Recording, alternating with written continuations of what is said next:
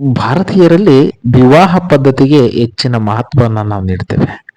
ಭಾರತೀಯರು ವಿವಾಹ ಸ್ವರ್ಗದಲ್ಲೇ ನಿಶ್ಚಯವಾಗಿರುತ್ತೆ ಅಂತಕ್ಕಂಥದ್ದನ್ನ ನಂಬತಕ್ಕಂತಹ ಒಂದು ಶ್ರೇಷ್ಠ ಮನಸ್ಥಿತಿಯ ವ್ಯಕ್ತಿಗಳು. ಇಲ್ಲಿ ಹಲವಾರು ಸಾಂಪ್ರದಾಯಿಕವಾದಂತಹ ಆಚರಣೆಗಳ ಮೂಲಕ ವಿವಾಹವನ್ನಾಗುವುದನ್ನ ಕಾಣಬಹುದಾಗಿದೆ. ಒಮ್ಮೆ ವಿವಾಹವಾದ್ರೆ ಸಾವಿನವರೆಗೂ ಕೂಡ ಜೊತೆ ಇರ್ತಕ್ಕಂಥ ಪದ್ಧತಿ ಪುರಾತನ ಭಾರತೀಯ ಸಂಸ್ಕೃತಿಯಲ್ಲಿತ್ತು. ಆದರೆ ಪ್ರಸ್ತುತ ದಿನಗಳಲ್ಲಿ ಈ ಎಲ್ಲ ಆಚರಣೆ ಸಂಪ್ರದಾಯ ನಂಬಿಕೆಗಳು ದೂರವಾಗ್ತಾ ಇದೆ. ಕ್ಷುಲ್ಲಕ ಕಾರಣಕ್ಕಾಗಿ ವಿವಾಹದ ನಂತರ ವಿಚ್ಛೇದನ ಪಡೆಯುವವರ ಸಂಖ್ಯೆ ಹೆಚ್ಚಾಗ್ತಾ ಇದೆ. ಆದರೆ ಅದಕ್ಕಿಂತಲೂ ಮಿಗಿಲಾಗಿ ಕ್ಷುಲ್ಲಕ ಕಾರಣಕ್ಕೋಸ್ಕರವಾಗಿ ವಿವಾಹವನ್ನೇ ನಿಲ್ಲಿಸ್ತಕ್ಕಂತಹ ಸನ್ನಿವೇಶಗಳು ನಮ್ಮ ಎದುರು ನಡೀತಾ ಇದೆ. ಪ್ರಸ್ತುತ ಘಟನೆ ಚಿತ್ರದುರ್ಗ ಜಿಲ್ಲೆಯ ಹಿರಿಯೂರಿನಲ್ಲಿ ನಡೆದಿರುವುದನ್ನು ನಾವಿಲ್ಲಿ ಗಮನಿಸಬಹುದಾಗಿದೆ.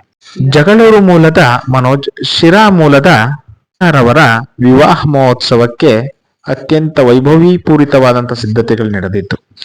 ಆದರೆ ರಾತ್ರಿ ವೇಳೆಯಲ್ಲಿ ಒಂದು ಬಾಟಲ್ ನೀರಿಗೋಸ್ಕರವಾಗಿ ಸಂಬಂಧಿಕರ ನಡುವೆ ಜಗಳ ನಡೆದಿದೆ. ಈ ಜಗಳ ವಿಪರೀತಕ್ಕೆ ಹೋಗಿ ಬೆಳಗ್ಗೆ ಆ ವಿವಾಹ ಮಹೋತ್ಸವ ಮುರಿದು ಬೀಳುವಂತಾಗೋಗಿದೆ. ಕೋಟ್ಯಾಂತರ ರೂಪಾಯಿಗಳು ಖರ್ಚು ಮಾಡಿದ್ದಂತಹ ಮದುವೆ ಸಿದ್ಧತೆಗಳು ವ್ಯರ್ಥವಾಗಿದೆ.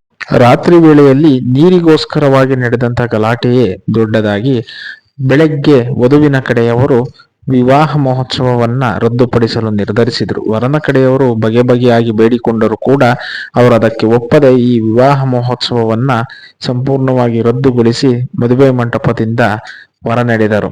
ಇದರಿಂದಾಗಿ ಅದ್ದೂರಿಯಾಗಿ ನಡೆಯಬೇಕಾಗಿದ್ದಂತಹ ವಿವಾಹ ಮಹೋತ್ಸವ ರದ್ದಾಯಿತು. ದೂರಗಳಿಂದ ಬಂದಿದ್ದಂತಹ ಬಂಧು ಮಿತ್ರರು ಸಪ್ಪೆ ಮುಖವನ್ನು ಹಾಕಿಕೊಂಡು ಮನೆಗೆ ಮರಳುವಂತಾಯಿತು.